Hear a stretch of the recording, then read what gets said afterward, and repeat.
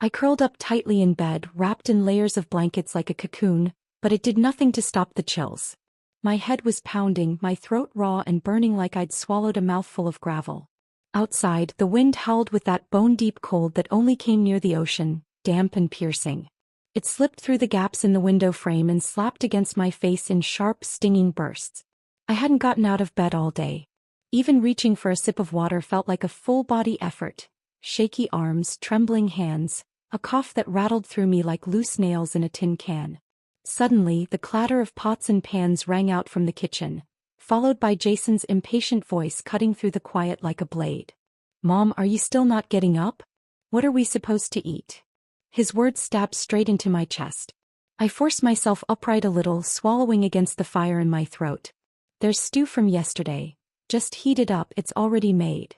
Before I could even finish, Kayla's voice tore through the closed bedroom door, sharp and scathing. "I've been married into this family for 8 years. When have you ever not taken care of everything? And now you catch a little cold and just give up? I'm going to my mom's. At least I can eat in peace there." Bang, the front door slammed so hard the windows shuddered in their frames. I lay back down, my limbs cold as ice but my chest burning like a knife had been heated and pressed into my ribs. She walked out in a rage because I hadn't cooked, for one day. And my son Jason just stood there at the door, his face dark and stormy, his eyes filled with blame and irritation like I was the one ruining their day. "Why'd you have to go and piss her off?" he muttered coldly, then turned away, disappearing into the hallway without even glancing at the mess left behind in the kitchen. I couldn't speak. My throat locked up like someone had jammed cotton and shame into it. For 8 years, ever since their wedding day, I had been wound up like a clock, never once letting a meal go cold on the table. Up before the sun every morning, cooking, scrubbing, folding their laundry. I washed their socks by hand for God's sake. When Kayla was pregnant, I stayed up at night making chicken broth, hovering like a nursemaid, more attentive than her own mother. After the baby was born, the moment I heard a cry, I'd jump up and rock that child before they even stirred, scared to death of disturbing their sleep. But now, because I was sick for a single day, I had become an inconvenience. A burden. I shut my eyes. My chest tightened and my nose stung as the tears came, quiet and hot, slipping down my cheeks without a sound. My name is Helen Walker. I'm 63 years old and I live in the quiet town of Santa Clara, California. Back in the day, my husband and I both worked at a local lighting factory. We scraped together enough to send our son to community college. After my husband passed away, it was just me holding things down. 8 years ago, Jason brought Kayla home and told me they were getting married. I emptied my life savings to buy them a house, paid for renovations and even borrowed money from friends to cover their wedding. I thought they'd be grateful. But it didn't take long to realize I was just a live-in maid who worked for free. Every morning, I was the first one up to cook breakfast. Every night, I had dinner ready and warm on the table. When they decided to have a child, I was there for everything. Every diaper, every late-night cry. If little Liam wet the bed at night, I was the one up washing the sheets. I never complained. Kayla grew used to it. She stopped lifting a finger. She wouldn't even wash her own clothes anymore. Just tossed them into the laundry basket and expected them to magically appear, clean and folded. Jason never said a word. To him, I guess this was what moms were supposed to do. And I tried to push back, to speak up. I remember one winter night, Liam had a high fever. I rushed him to the ER and sat there all night holding his sweaty little hand while the machines beeped and buzzed. When we finally got home in the morning, I collapsed on the couch, coat still on, and fell asleep. When I woke up, Kayla was standing in the living room with a look that could crack stone. "Seriously, Mom? You didn't clean up? Look at this place. What a disaster." She jabbed her finger toward a few empty snack wrappers on the coffee table, like I'd just ruined her life. My throat tightened. I explained, barely above a whisper, "I took Liam to there last night. I was just too exhausted. Maybe it's time you helped out a bit too."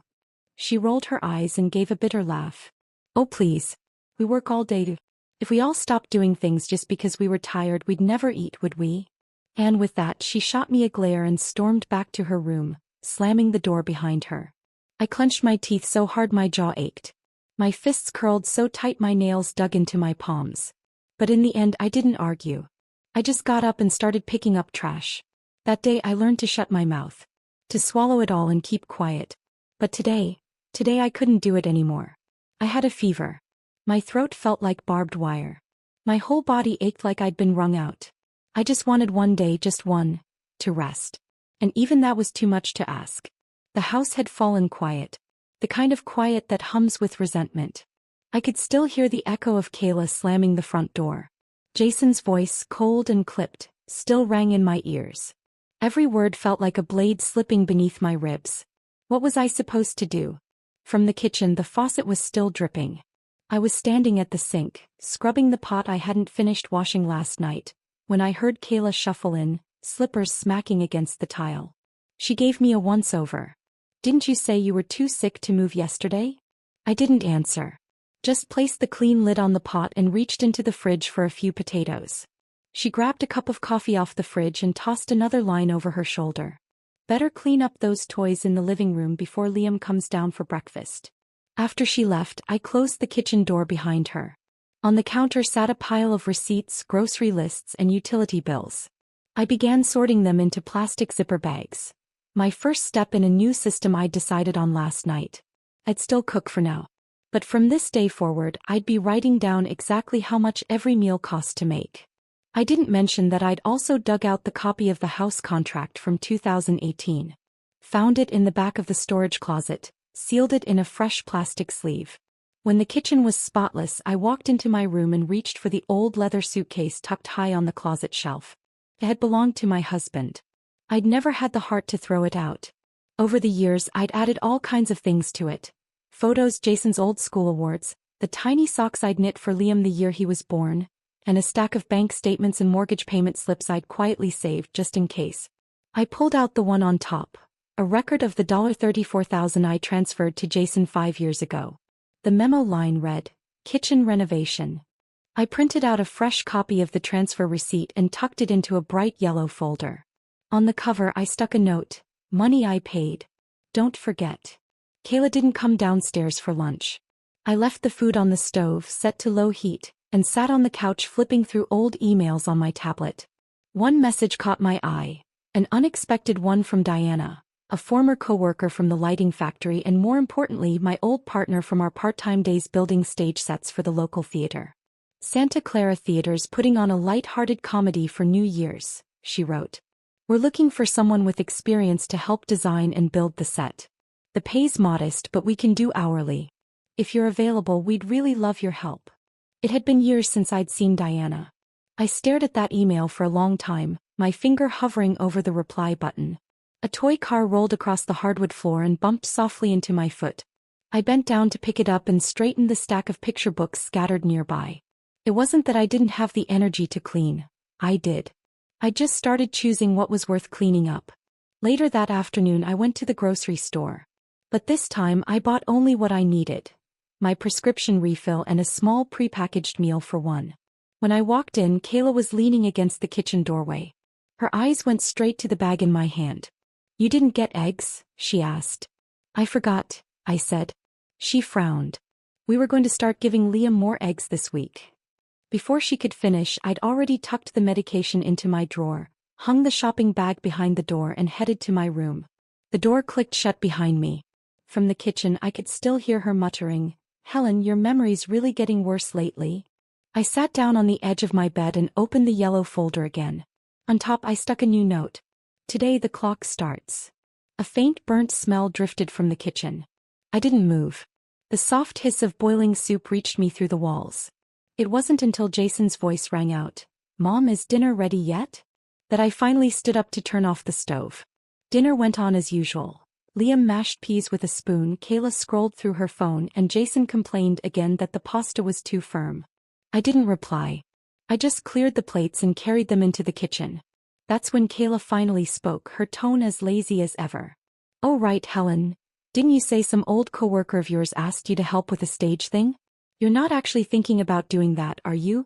I mean, at your age? What help could you even be? And it's so far away. Where would you even stay?" She paused, then added, "You should just stay here and help with Liam. I mean, if we do end up moving closer to a better school, what would you even do here all by yourself?" I stood at the sink, rinsing the dishes. The water kept running. I didn't say a word. She was already talking about me being left behind. About this house not being for me. Her voice floated on. I told Jason this place won't make sense for us if Liam starts school across town. You keeping the house would just be pointless. She was saying you'll have nowhere to go. I didn't argue. I didn't answer. I simply looked over at her through the kitchen doorway and smiled. She didn't notice. She'd already gone back to scrolling her phone. She had no idea I'd already replied to Diana's email the night before. I'm in. That was all I wrote. Simple. Final. I didn't hesitate for a second when I hit send. Diana responded almost immediately. Fantastic. Our first production meeting is next week. You can help us test out the lighting and prop layouts. We'll pay hourly. I had built sets for over 30 years. I'd hauled lumber, hammered frames, sketched backdrops by hand. There wasn't a single person in that theater who would ever say Helen couldn't handle it. But I had no intention of explaining any of that to Kayla. She didn't need to know what I was still capable of. She just needed to wake up one morning, realize the house was quiet, and wonder to herself, where did Helen go? After dinner, Jason took Liam to his taekwondo class. Kayla stayed on the couch, scrolling through her phone. Halfway through a video, she suddenly glanced up. Helen. Hey, I was wondering if I could ask you a quick favor. I gave a non-committal hum. He tested the waters. I've got a little get-together with some girlfriends tomorrow. Could you pick Liam up from school? I asked Jason, but there's some emergency at work and he can't get away. I was unloading the dishwasher, drying each plate with a clean cloth. Sure, I said simply. She exhaled in relief. Great, thank you. I walked into the living room and pulled a few crumpled snack wrappers from between the couch cushions, tossing them into the trash. You're pretty thorough, I'll give you that, she said, half distracted.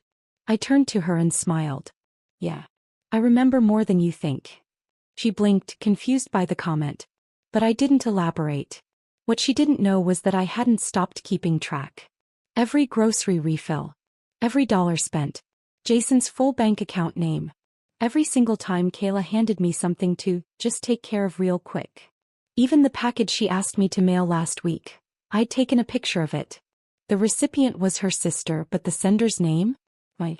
I didn't ask her why. I just quietly began reclaiming everything that had ever been filed, signed, or borrowed under my name. These days, whenever she asked me to do her a favor, I smiled and nodded. And whenever she assumed I had no other choice, I made sure the key to the door was in my pocket. She thought I had nowhere to go. But what she didn't realize was, I'd already gone farther than she could imagine.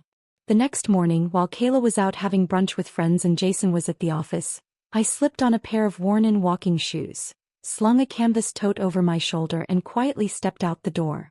The theater had invited me to watch a rehearsal that day, to get a feel for the space. Winter mornings in Santa Clara were always damp and cold, the kind of chill that wrapped around your neck and made you walk a little faster. I hunched my shoulders against it and headed toward the community center. A faded banner hung at the front entrance. Theater Revival Project. Rebuild Together. Diana was already waiting outside. When she saw me, her arms opened wide. Helen. You haven't changed a bit. I smiled. Oh, I've changed. My mind's clearer. My hands might be slower. She laughed and led me inside, chatting as we went, pointing out the stage zones, the lighting rigs, the fresh-faced kids managing props. What we really need, she said, is someone who knows what to look for, who knows when to tighten a bolt before it squeaks, or when to add a second layer of tape even if the first one looks fine. I nodded slowly, my eyes sweeping across the wooden frames and painted flats, structures as familiar to me as my own kitchen drawers. No, this wasn't the kitchen where I'd spent the last decade scrubbing dishes and cooking meals without thanks. But I knew how to make this space hold steady. Just like I'd held up that house for years alone, with hands that never let it fall.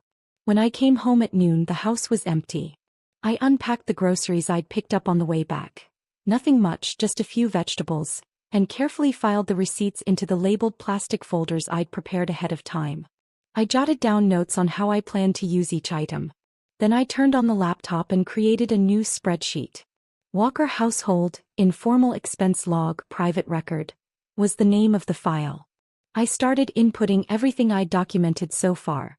Kayla's package I mailed for her, Jason's request for help ordering new sneakers, along with the size and product link, the last refrigerator restock including the date and full item list. Every single link was backed by a screenshot. Every casual favor came with a timestamp. This wasn't anger. It wasn't resentment. It was a record of labor, full, precise, and mine. After dinner, I was washing the dishes. Kayla finished eating, dumped the last spoonful of chicken soup down the sink, and walked off without even glancing at me. As she dried her hands, she tossed a casual remark over her shoulder. So, did you really not find any eggs, or did you just forget? I dried the lid of a pot. The store I went to was out. I kept the receipt, it's written on there. She didn't respond, but I heard it, that little edge of doubt in her voice. Later that night, after Liam had fallen asleep, I sat at the dining table, laptop open again. I logged the day's receipts line by line. Lunch, chicken breast plus pea mash. Ingredients $5.20. Just as I hit enter, Kayla came down the stairs. Her footsteps were unusually light, like she didn't want to be noticed. She stood behind me for a moment before finally speaking. You've been logging all this. What for? I didn't turn around. I simply reached out and closed the window against the chill. I just want things to be clear, I said. She took a sharp breath, voice rising. Are you checking up on us? Keeping a tally? You think we owe you now? I looked up at her calmly. I'm not keeping track of you. I'm keeping track of what I've done. She stood there, eyes fixed on the glowing screen. You're saving this. Just in case. Right? She said, her tone colder now. In case one day you need it. I said nothing. She let out a bitter laugh and turned back toward the stairs. The creak of the old wood echoed through the quiet house like a warning shot. I locked the document with a password and shut the laptop. My fingers hovered on the edge of the table for a few seconds before slowly pulling away. After lunch the next day, I wiped down the kitchen counter. Kayla was sprawled on the couch, phone in hand, munching on chips while chatting with a friend on speaker. She's been acting so weird lately, keeping records, snapping photos, even recording audio. You think she's planning to sue us or something? God, I made one comment about her being stingy and she flipped. She laughed, easy and amused, like she was recounting a funny little misunderstanding. At the dining table, I finished copying down today's grocery list, then stood up and headed to the kitchen to marinate some beef. From behind me she called out, Helen, make sure you cook enough steak tonight. Jason loves it. And don't salt the eggs this time. Liam said they were too salty. Okay, I replied softly. Just then Jason came down the stairs, flipping through his wallet. Mom, did you take my credit card? I didn't answer that question. I looked up and asked evenly, the last time you used that card, it was mine, wasn't it? You used it to buy Liam that new game controller, right? He paused, caught off guard. And for once he had nothing to say. I stepped into the kitchen and opened the fridge, pulling out the beef I'd marinated the night before. Just as I turned toward the sink to rinse it, Kayla got up from the couch and tossed a bag of dirty laundry onto the chair behind me. Helen, could you throw this in with the wash? We're heading out soon. I stared at the bag for a few seconds, then turned to look at the sink. The water was already boiling. Steam fogged up my glasses. I pulled them off and wiped the lenses with the edge of my sleeve. Then she added, by the way, have you been a little moody lately? Jason says you've barely been speaking. Look, we get that you're tired, but if you don't do these things, who will? Jason was still standing by the dining room door, thumbing through his phone. Yeah, Mom, don't make everything so emotional. This isn't a company. No one's asking for itemized reports. I kept wiping my glasses slower now. Mom, what are you doing? Kayla asked, a hint of annoyance in her voice. I didn't answer. The pot slipped from my hand and crashed into the sink. Boiling water splashed, some drops landing on her new dress. She jumped back, her expression twisting instantly. Did you do that on purpose? I looked up at her, really looked. Kayla, I said quietly, did it ever occur to you that this pot, maybe it was never mine to wash in the first place? She froze. Jason's brow furrowed. What's that supposed to mean, Mom? I set the cloth down, my voice even. I mean, you eat without saying thank you. You put bills and purchases in my name. Now you're tossing dirty pots my way like it's just my job. I've cooked more meals, washed more clothes, and paid for more things over these 8 years than either of you have. But I'm not your maid. Kayla opened her mouth. Helen, are you what? Menopausal. I let out a sudden laugh. Whether I am or not doesn't matter. What matters is this. Starting today, I won't be paying for your expenses anymore. And I'm not washing anything that doesn't belong to me. Jason's tone sharpened. Mom, come on. Don't be like this. I'm calmer than either of you, I said. Silence dropped heavy over the kitchen. From the stairs, a small voice broke through. Liam peeked down, eyes wide. Grandma, are you mad? I walked over and gently smoothed his hair. No, sweetheart. I just finally understood something. What? He asked. That it's time I take care of me. After dinner, I went back to my room, untied my apron and sat on the edge of the bed. I picked up my phone. The message from Diana was still open. Rehearsals officially begin next week. You'll be managing the backstage props area. The equipment's a little outdated, but you're more reliable than any gear we've got. I typed back, I'll be there on time. Tuesday morning at 7:30, I slipped into a navy blue work shirt, tied my hair into a low ponytail, and grabbed my canvas tool bag. From upstairs, Kayla called out, Helen, where are you going? You've been out a lot lately. Standing by the door, I slipped on my shoes. Just taking care of something. I'll be back before dinner. She didn't press. Lately, she'd grown quieter, more cautious. Especially after Jason caught a glimpse of my ledger the other night and muttered, Mom, don't be so paranoid. That was when I realized. They'd rather believe I was overreacting than face the fact that I'd started waking up. The Santa Clara Community Theater sat behind a modest neighborhood center. The stage was an old black box. The lighting rigs looked like something salvaged from the 90s. But the moment I stepped inside, everything snapped into focus. There are no dishes. No bills. No one telling me I should do this, or should do that. Diana came over and gave me a big hug. You look younger than the last time I saw you. I grinned. Might be because I'm not wearing an apron. We started with the first flat, just the frame and a curled-up bit of wallpaper. I sealed the edge with tape while one of the younger assistants fumbled nearby. He watched me work, then let out a low whistle. You're really good at this. This job doesn't take talent, I said. Just practice. You screw in light mounts for 30 years, it becomes second nature. He sighed. I don't think I'll last 3 months. I smiled at him. Then you've probably never needed the paycheck bad enough. Before we wrapped for lunch, Diana handed me a small envelope. Inside was a signed time slip and a $20 coffee gift card. This is just the beginning, she said. We've got another production coming up. We're thinking about offering you lead set designer. You're not worried I'm too old to keep up? He shrugged. I worry more about people who don't show up. You show up, I'll give you a shot. I tucked the envelope into my bag and felt something I hadn't in years. Not, someone wants me. But I still want myself. When I got home that evening, it was nearly 6. The kitchen was quiet. On the table was a handwritten note from Kayla. You got back too late. We went out to eat. Figure out dinner yourself. And for once I didn't feel hurt. I felt light. So I grabbed my purse and treated myself to dinner out. I was learning to be kind, to me. And this time it felt like living. Friday morning, Kayla stood in the kitchen doorway flipping through her planner. Mom, can you run to the store later? Liam needs healthy lunches for school next week. I was sealing up a bag of leftover screws from the theater, prepping to bring them back for repairs. I didn't respond. She didn't think much of it, just turned and went back to her bedroom, assuming, like always, that I was still the same Helen who said yes to everything. What she didn't know was that I had already started moving my life, piece by piece, out of this house. The first thing I moved was my insurance. 2 days ago, I called my pension account manager and updated my mailing address and emergency contact. Jason's name came off the form. I replaced it with Diana's email. She's an old friend, I told the customer service rep. Someone I trust. My son's just too busy these days. I don't want to burden him.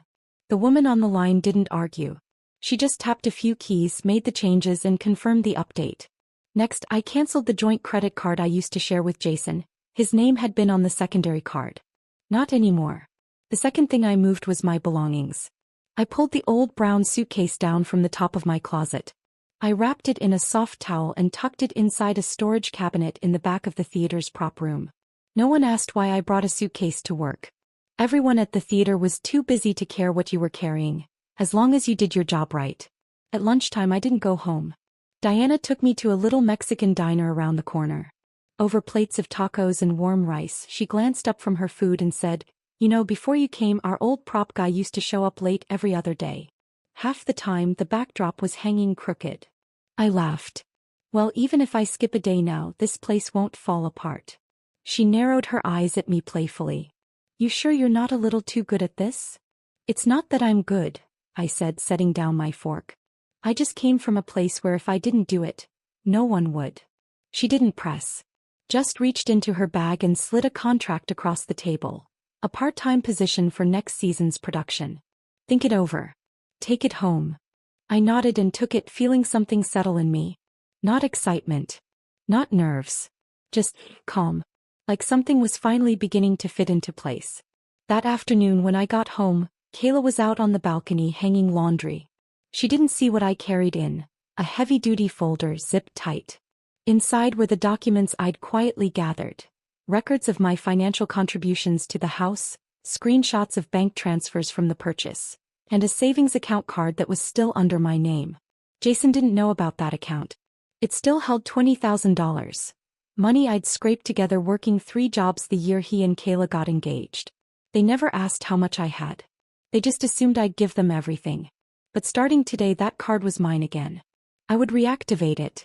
And every transaction, logged for my eyes only. On Sunday morning, sunlight poured across the kitchen floor, warm and slanted like a quiet blessing. I had just set down the coffee pot when the doorbell rang. Jason stood there, his expression stiff. Behind him was Kayla, holding Liam, her face worn thin with fatigue. "Mom," Jason said, "can we talk for a minute?" I nodded and let them into the kitchen. They exchanged a glance once they were seated. Jason spoke first. "Did you, cancel the secondary credit card recently?" I set my coffee mug down and answered evenly, "Yes. I didn't want it tied to my name anymore." Kayla's face immediately tightened. "Helen, you didn't even tell us. We tried to check out yesterday and the card got declined." I looked at her directly. "That's not my problem." Silence settled like a thick fog. Jason tried to smooth it over. "We're not mad. If something's going on, maybe we could talk it out."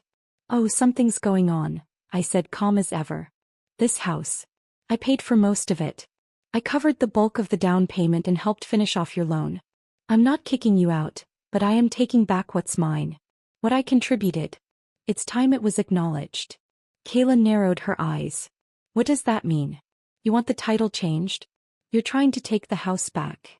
I pulled open the kitchen drawer and laid a clear folder on the table. Inside were copies, dozens of them. Transfer receipts, bank statements, old screenshots with time-stamped annotations. "This," I said, "is the transfer I made for your down payment. Here's the wire I sent for the kitchen remodel. And this," I tapped the final page, "is the mortgage payment I covered for your first year here." Jason stared down, stunned.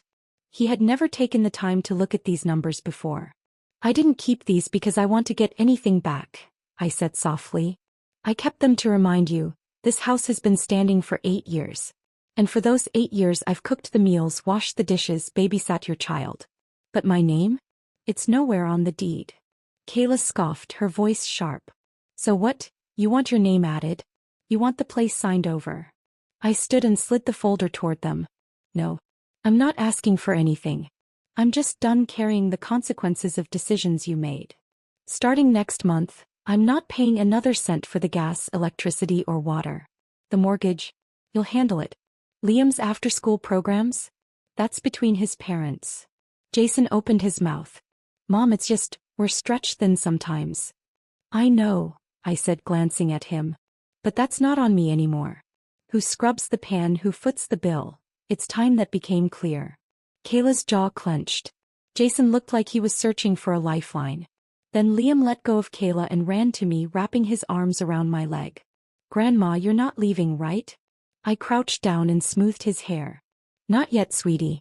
I'm just not going to be the person everyone pushes things onto anymore." After they left, I returned to the kitchen, sealed the documents back in their folder and locked it away in my bedroom drawer. Not because I was hiding something, but because this time I knew exactly what I was protecting. That night, Kayla did the dishes. Jason mopped the floor. The house was quiet, eerily so, as if no one actually lived there. And for the first time I sat on the couch and watched an entire episode of a show. No glancing at the stove. No checking if the fridge needed restocking. The TV played to no audience. I sat there, the ledger on my lap, open to its final page. At the top I wrote the date. Then I drew a single line beneath it. And after that I wrote nothing. Not because I couldn't, but because there was nothing left to track. What needed giving I had given. What was worth keeping I had kept. This book should have been closed a long time ago. Mom, can we talk? Jason's voice came from the kitchen doorway. In his hand a letter. He stepped closer and laid it on the table in front of me. A formal notice from the bank. Kayla's name, officially removed from the secondary credit card. I got this today, he said. Is this really happening? I looked down at the letter. Yes. I notified the bank. That's just their confirmation. He rubbed his palms together, his voice quieter now. So, you're serious? You're really stepping back? I looked at him and nodded gently. But you said you were just organizing things, he said, his tone rising. You said this was just about sorting it all out. I closed the ledger and met his eyes. I did sort it out. The sound of a dripping faucet echoed from the kitchen. Soft, steady like a clock ticking down. He stared at the letter, lips pressed tight. Then he looked at me again, unsettled. Are you mad at us? I didn't answer. Because I wasn't. Anger meant I still cared enough to want change. To fight. To fix. But now I just wanted out. Kayla didn't speak to me the entire day. She didn't cook dinner either. The kitchen stayed empty. Jason ordered takeout. The three of them ate in silence. Liam, sweet boy, snuck a chicken nugget into the corner of the box and whispered to me, Grandma, this one's for you. I shook my head. Thank you, sweetheart. But I'm not hungry. He pushed the box toward me. You always said wasting food is bad. I smiled and stroked his hair. That night, under the warm desk light in my bedroom, I signed the part-time contract from the theater. It was due back the next morning. The next afternoon I closed my door and sealed the final envelope. A list not for them but for myself. At the bottom in firm strokes I wrote 4 words. No more open tabs. I left the house key on the kitchen table. Next to it a simple handwritten note. I don't want the house. What I gave you before, consider it a gift. From now on, separate lives. Separate responsibilities. Helen. 2 days later I sat on the balcony of my new apartment, sipping a cup of tea I'd brewed just for myself. The sunlight warmed my knees. Beside me were next month's rehearsal script from the theater and a novel I'd borrowed from the library. My phone lit up. A message from Jason. Mom, are you there? I didn't reply. I just powered off the screen, stood up and got ready to leave. The theater was setting up lights tonight and I was needed for the build.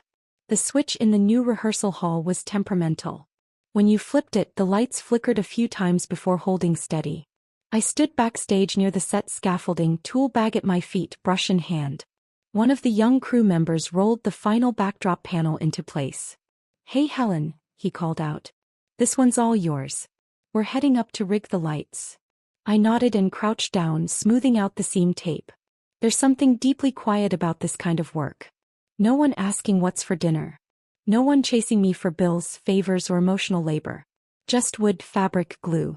You do it right, they stay put. Unlike the things back home which never came with instructions, never stayed in place.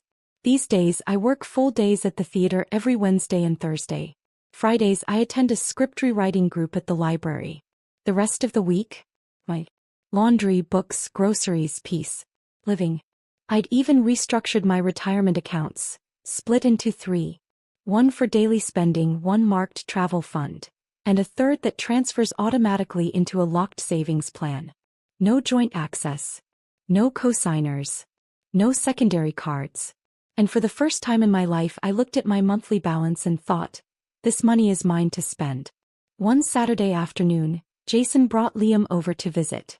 He stood a little awkwardly at my front door. Kayla took her sister shopping.